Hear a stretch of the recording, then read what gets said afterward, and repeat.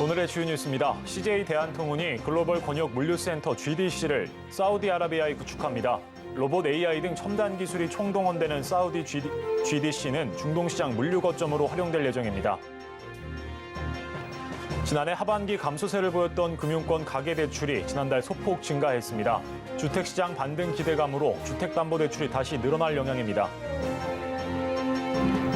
금융감독원에 따르면 최근 은행에선 대출과 금리 관련 민원이 가장 많이 접수됐습니다.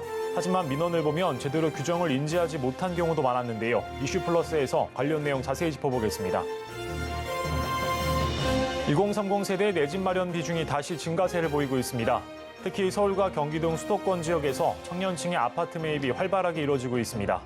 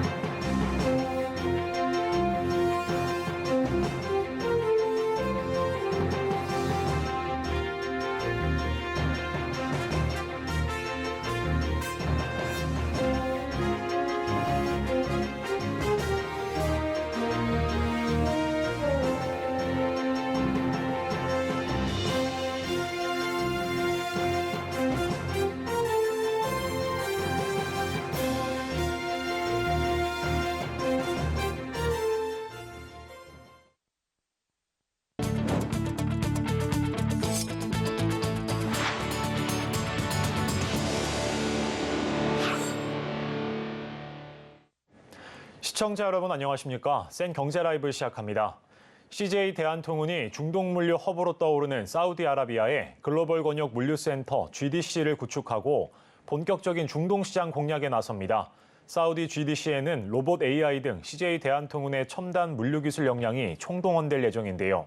이를 통해 연 100조 원 규모의 초국경 택배 시장 공략을 본격화해 나갈 방침입니다. 서지은 기자가 보도합니다.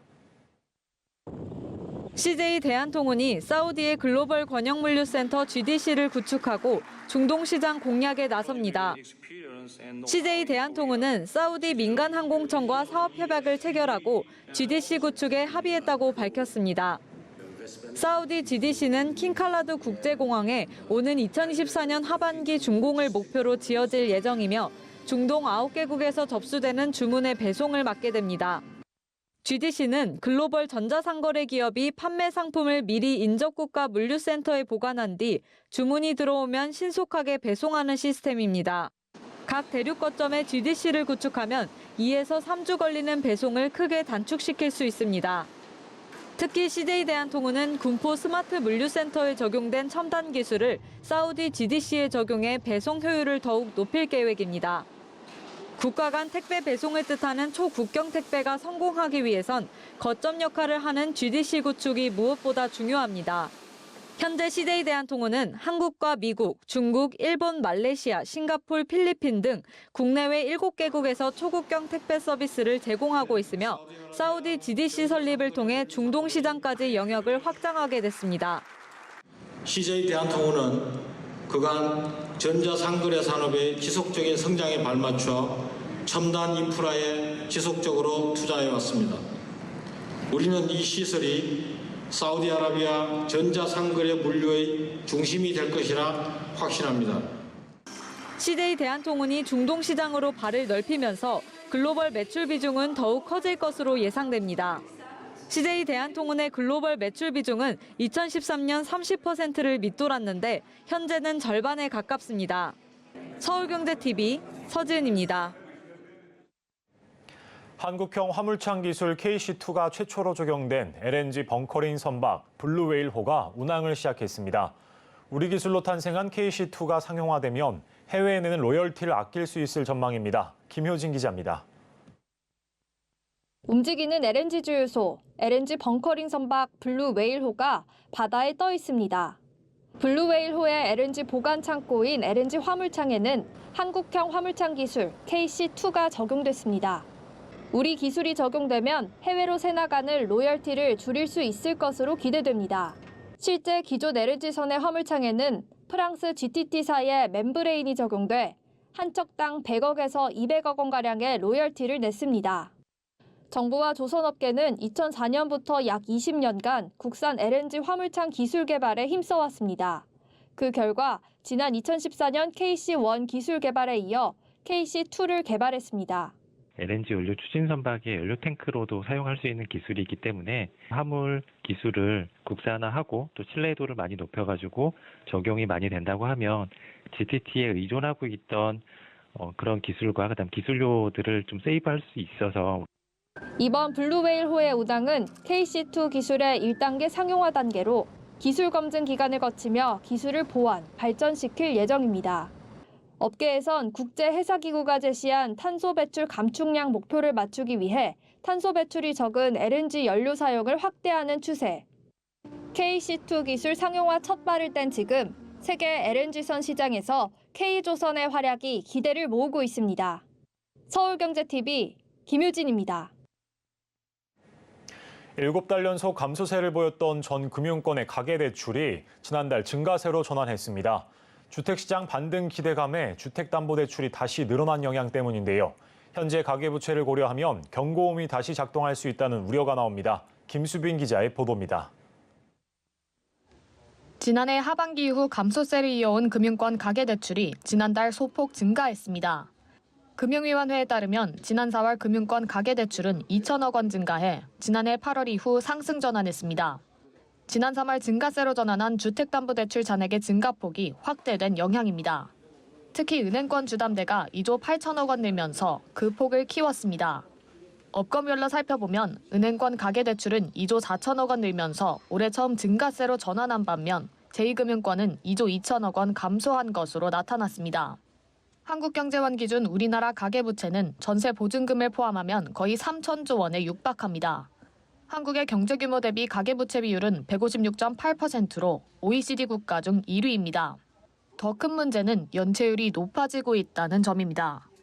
더군다나 소상공인 중소기업에 대한 금융지원이 오는 9월 종료되는데 여기에 해당하는 대출 규모가 35조 원에 달합니다. 다만 이복현 금융감독원장은 지난 9일 가계대출 연체율 증가와 이에 따른 은행권 등의 건전성 우려에 대해 우려할 만한 상황은 아니라고 진단했습니다. 전문가들은 가계부채가 현재 우리나라 경제의 최대 리스크 요인으로 꼽히는 만큼 부채를 줄일 수 있는 방법을 철저히 준비해야 한다고 조언합니다. 금융기관들은 연체율에 대비해서 현금 비중을 좀 늘리고 가계부채를 좀 줄일 수 있도록 하고 위험에 대비해야 된다. 충분한 충당금을 쌓는 것 또한 가급적이면 해야 되겠고. 특히 주담대가 가계부채의 큰 비중을 차지하고 있는 만큼 주택가격 하락에 따른 충격을 대비한 정책도 필요하다는 조언도 나옵니다. 서울경제TV 김수빈입니다. 최근 윤종규 KB금융그룹 회장이 내놓은 선제적 충당금 발언이 상당한 주목을 끌고 있습니다. 돈의 흐름에 민감한 금융권 중에서도 특히 리딩금융사의 수장으로서 이 하반기 금융시장 상황을 가볍게 보고 있지 않다는 해석으로 이어지고 있는데요. 보도에 김미영 기자입니다. 윤종규 KB금융그룹 회장이 지난 9일 싱가포르에서 열린 투자 설명회 중 부동산 PF 우려에 대해 선제적으로 충당금을 쌓고 있다고 언급했습니다. 잠재 부실 확대에 대비하고 있다는 건데 업권에선 선제적이라는 표현에 특히 주목하고 있습니다. 실제 KB금융은 올해 1분기 충당금으로 1조 7,300여억 원을 쌓았는데 이는 지난해 같은 기간보다 4배가 훌쩍 넘는 수준입니다. 다른 금융지주들과 최대 2배 이상 차이가 날 정도로 높습니다. 이는 커지고 있는 부실 가능성이 하반기에 현실화될 수 있다는 우려와도 무관치 않다는 게 업계 내 시각입니다. 연체율도 그렇고 고정이하 여신 비율이 지금은 상승하고 있어서 그 부분에 대한 손실 보전 능력을 확보해 두는 것이 지금 단계에서는 필요하다고. 특히 코로나 기간 급증한 기업 대출 부실 문제가 하반기 새로운 뇌관으로 떠오른 상황. 지난해 4분기 자영업자의 금융기관 대출 잔액은 사상 최대인 1,020조 원을 넘어선 가운데 저소득 자영업자의 연체율은 7년 만에 가장 높은 수준을 기록했습니다. 하반기 코로나 관련 대출 상환 유예 조치가 끝나면 기업 대출 부실이 현실화될 거란 우려가 나오는 이유입니다.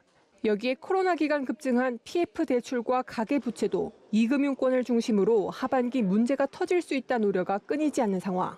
금융지주들은 올해 말까지 충당금 추가 적립에 나설 전망이지만 미국발 글로벌 금융 불안도 계속되는 점을 감안하면 현재 금융권의 손실 흡수 능력이 충분하다고 안심할 수만은 없다는 판단입니다. 서울경제TV 김미연입니다.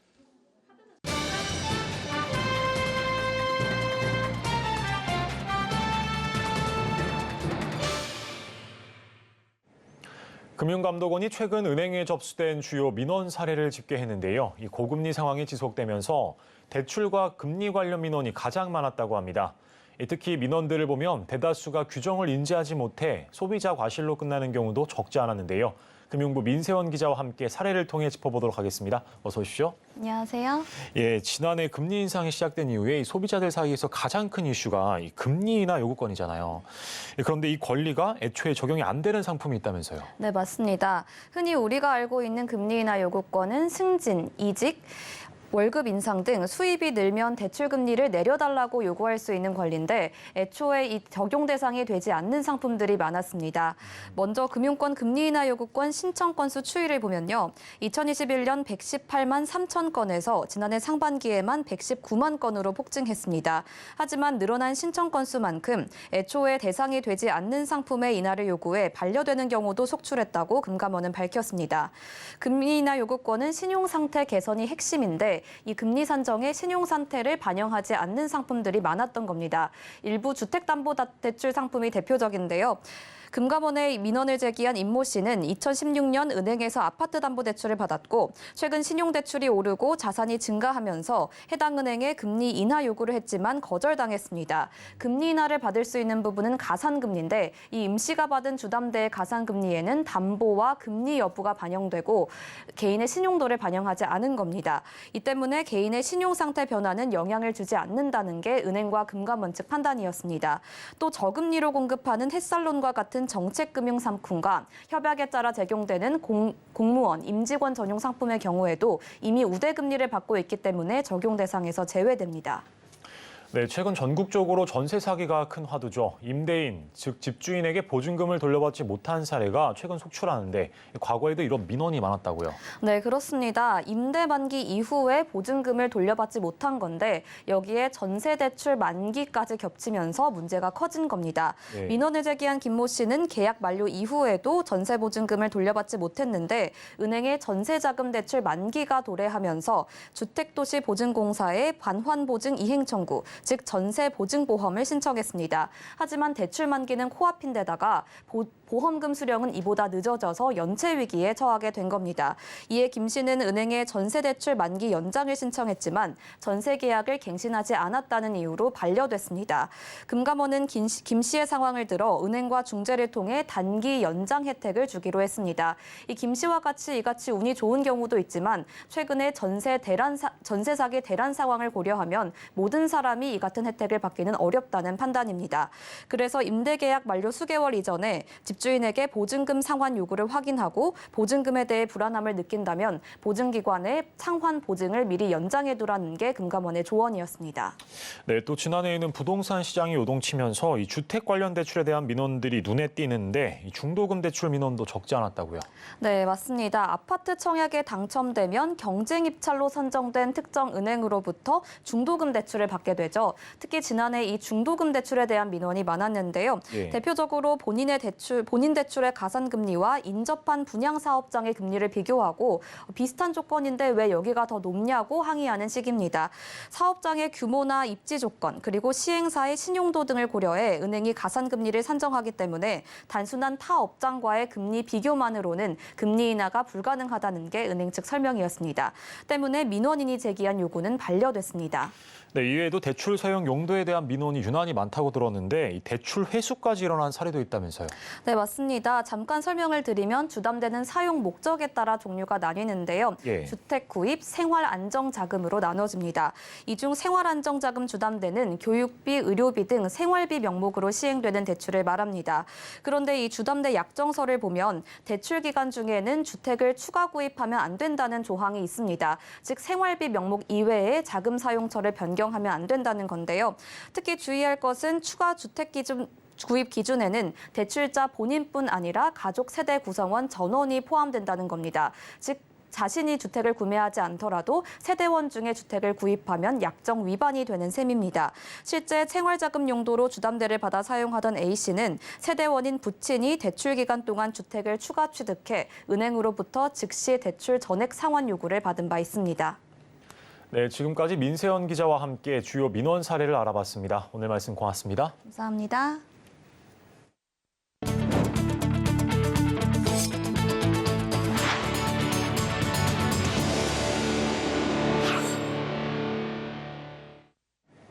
증권사들의 한숨이 짙어지고 있습니다. 대규모 하한가 사태로 인한 CFD 관련 손실 우려가 커지며 증권사 2분기 실적에 빨간불이 켜진 건데요.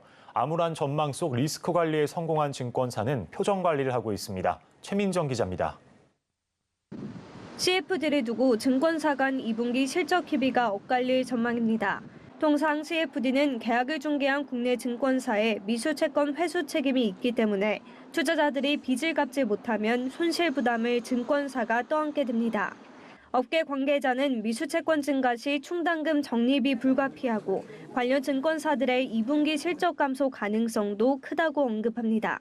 지난 3월 말 기준 CFD 거래 잔액이 가장 많은 증권사는 교보증권으로 키움증권, 삼성증권, 메리츠증권이 그 뒤를 이었습니다. 반면 CFD 사업을 지원하지 않은 증권사는 리스크 관리에 성공했다는 평가가 나옵니다. 실제 미래에셋증권과 대신증권은 지난해 CFD 사업을 검토했으나 리스크 관리를 위해 신규 레버리지 상품 도입을 지원하지 않았습니다. 하이투자증권도 부동산 PF 부실화 위험을 대비하기 위해 지속적으로 충당금을 확보하는 등 리스크 관리에 힘써 증권업계에서 유일하게 신용등급이 상향 조정됐습니다. 일각에선 시장의 우려와 달리 CFD로 인한 실적 악영향은 크지 않을 수도 있다고 조언합니다. 원 실적보다는 좀 적게 나올 수는 있는데 CFD 계좌 전체에 문제가 있는 게 아니고 문제가 되는 8개 종목에 대해서만 리스크가 지금 있는 거잖아요. 어닝 쇼크가 난다거나 이렇게 엄청나게 실적을 훼손하는 정도는 아닙니다. 한편 나이스 신용평가는 CFD 사업을 영위하는 국내 증권사 13개사에 대한 모니터링을 강화할 예정이라 전했습니다. 서울경제TV 최민정입니다.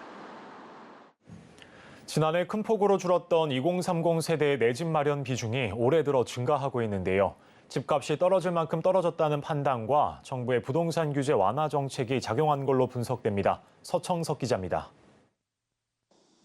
20세에서 39세 청년층, 2030 세대의 아파트 매입이 다시 늘고 있습니다.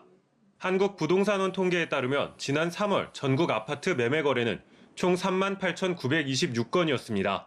이 중 청년층 매입 비중은 약 31%로 12,000건대를 기록했습니다. 2030 세대의 아파트 매입은 서울과 경기 등 수도권 지역에서 활발하게 이루어졌습니다. 서울은 지난해 6월 2030 세대의 아파트 매입 비중이 24.8%까지 떨어졌는데 올해 1월 30%를 회복한 뒤 2월 34.7%, 3월 35.9%를 기록했습니다. 경기도는 3월 36.4%까지 비중이 올랐습니다. 청년층의 아파트 매입 비중은 교통 여건이 우수한 지역에서 높게 나타났습니다. 서울 마포구와 경기 수원에선 각각 46.7%, 44.1%의 비중을 보였습니다. 또 서울에서 다른 곳에 비해 상대적으로 집값이 저렴한 노원, 강서 지역도 청년층 매입 비중이 40에서 50%에 달했습니다. 정부 규제가 완화가 됐고 특례보금자리들이 나왔고 그러니까 진입장벽이 확연히 낮아졌다. 이번 기회에 다시 매입을 해놓겠다라는 이제 심리적인 변화 이런 부분들이 지금 작용을 했다라고 봐야 될 것 같습니다. 쉽게 말해 대출 문턱이 낮아져 2030 세대가 아파트 매입에 나서고 있다는 겁니다. 정부가 새롭게 출시한 특례보금자리로는 9억 원 이하 주택에 대해 최대 5억 원까지 연 4% 고정금리 대출이 가능하고 또 생애 최초 주택 구입자에 대해서는 규제 지역과 무관하게 LTV를 80%까지 허용하고 있습니다. 실제 한국주택금융공사에 따르면 청년층의 아파트 매입 비중이 늘어난 2월에서 3월 동안 특례보금자리론 신청 건수는 총 11만 3천 건으로 약 25조 6천억 원에 달하고 있습니다. 다만 급등하고 있는 청년층의 아파트 매입 증가가 부채 상환 부담으로 이어질 수 있어 무리하게 아파트 매입에 나서서는 안 된다는 의견도 나오고 있습니다. 서울경제TV 서청석입니다. 서울 아파트 전셋값이 곤두박질 치면서 역전세난이 심화하고 있습니다. 2년 전 전셋값이 최고점을 찍었던 전세 계약 만기가 다음 달부터 돌아오면서 역전세 위험이 더 커질 것이란 전망이 나옵니다. 이지영 기자입니다. 최근 서울 지역 빌라나 오피스텔은 물론 아파트에서도 역전세난이 심화하고 있습니다. 부동산 프롭테크 기업 호갱노노에 따르면 지난 8일 기준 최근 3개월 사이 서울에서 역전세가 발생한 거래 건수는 11,613건으로 나타났습니다. 같은 기간 서울 아파트 전월세 거래량 39,340건의 3분의 1 수준입니다. 역전세란 전셋값이 하락해 기존 전세를 갱신하거나 새로운 세입자와 계약을 할 때 이전 계약보다 보증금이 낮아진 경우를 뜻합니다. 이 경우 기존 세입자는 집주인으로부터 보증금을 제대로 돌려받지 못할 위험이 커집니다. 서울 송파구 대장아파트로 꼽히는 헬리오시티 84제곱미터 전세 가격은 2년 전과 비교해 반토막이 났습니다. 지난달 말 6억 3천만 원에 거래됐는데 2021년 4월엔 같은 평형이 14억에 거래됐습니다. 강동구 강일 리버파크 3단지는 지난달 14일 전세가 약 2억 5천만 원에 거래됐고 강남구 청담동 현대아파트도 지난 9일 5억 2천만 원에 거래됐는데 2년 전과 비교해 전셋값이 각각 4억, 3억 원 정도 떨어졌습니다. 모든 자산 가격이 변동성이 있는 것처럼 전세의 보증금도 변동성이 생기기 마련입니다. 원인은 다양하게 금리부터 시작해서 시대적인 배경들, 입주 물량 이런 것들이 있습니다. 전셋값이 최고점을 찍었던 2021년 하반기 이후 체결된 전세 계약 만기가 다음 달부터 돌아오기 때문입니다. 서울경제TV 이지영입니다. 정부가 오늘 자가격리와 마스크 착용 의무를 없앤 방역 완화 조치를 발표했습니다. 코로나 팬데믹 3년 4개월 만에 사실상 엔데믹 선언이라고 할 수 있습니다. 미공개 정보를 이용해 부당이득을 챙긴 혐의로 1심에서 집행유예를 선고받았던 이동채 에코프로 회장이 항소심에서 실형을 선고받았습니다. 이와 함께 재판부는 이 회장이 도주할 우려가 있다고 판단해 그를 법정 구속했습니다. 한국개발연구원이 올해 한국경제 성장률 전망치를 1.8%에서 1.5%로 내렸습니다. 올해 물가 상승률도 지난 2월 발표한 수치보다 소폭 낮췄습니다. 집주인의 무자본 갭투기로 피해를 본 임차인도 전세사기 피해지원 특별법의 지원을 받을 가능성이 커졌습니다. 오늘 내놓은 국토교통부 특별법 수정안에는 다수가 아닌 한 명이 피해를 받더라도 피해자로 인정하는 것을 담았습니다.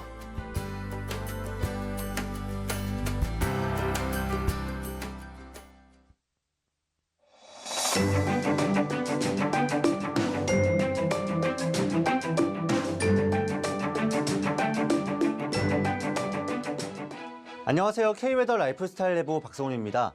내일 전국 하늘에는 구름 많거나 흐린 가운데 제주에는 저녁부터 비가 내리겠습니다. 제주에 내리는 비는 토요일인 모레까지 이어지며 5에서 30mm가 오겠습니다. 한편 대기 불안정으로 인해 강원 영서 남부와 충북을 중심으로 내일 오후 한때 소나기가 오는 곳이 있겠습니다.